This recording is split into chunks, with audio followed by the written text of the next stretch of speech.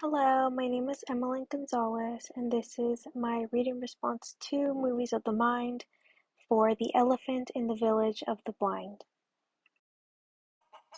Once there was a village high in the mountains in which everyone was born blind. One day, a traveler arrived from far away with many fine things to sell and many tales to tell. The villagers asked, "How did you travel so far and so high carrying so much?" The traveler said, "On my elephant."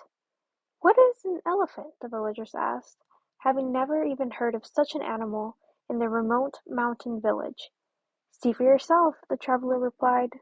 The elders of the village were a little afraid of the strange-smelling creature that took up so much space in the middle of the village square. They could hear it breathing and munching on hay and feel its slow, swaying movements disturbing the air around them. First, one elder reached out and felt its flapping ear.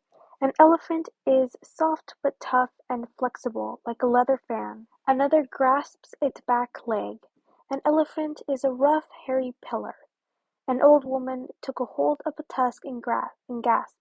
An elephant is a cool, smooth staff. A young girl seized the tail and declared, "An elephant is a fringed rope." A boy took hold of the trunk and announced, "An elephant is a water pipe." Soon others were stroking its sides, which were furrowed like a dry plowed field, and others determined that its head was an overturned washing tub attached to the water pipe. At first, each villager argued with the others on the definition of the elephant, as the traveler watched in silence. Two elders were about to come to blows about a fan that could not possibly be a pillar. Meanwhile, the elephant patiently enjoyed the investigations as the cries of curiosity and anger debate mixed in the afternoon sun. Soon, someone suggested that a list could be made of all the parts. The elephant had 4 pillars, 1 tub, 2 fans, a water pipe, and 2 staffs, and was covered in tough hairy leather or dried mud. 4 young mothers, sitting on a bench and comparing impressions, realized that the elephant was in fact an enormous gentle ox with a stretched nose. The traveler agreed, adding only that it was also a powerful draft horse, and that if they brought some of his wares for a good price, he would be sure to come this way again in the new year. After rereading the story, I observed that everyone has different interpretations to the same thing. It doesn't necessarily just apply to in a literary sense, it applies to real-world things as well.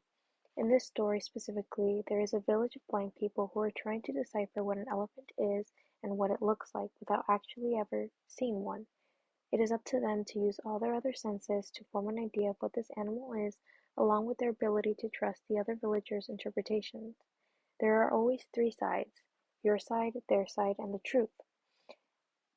Everyone approaches things differently, because we all have different interpretations of what could possibly be the same thing. It goes to show that not everything is one-sided, and there's not only one correct answer. In fact, there could be multiple correct answers along with the multiple interpretations, because we all use our thinking ability and our senses differently. This also goes to show that the interpretations that we make are based on our own previous experiences or knowledge that others may or may not share with us.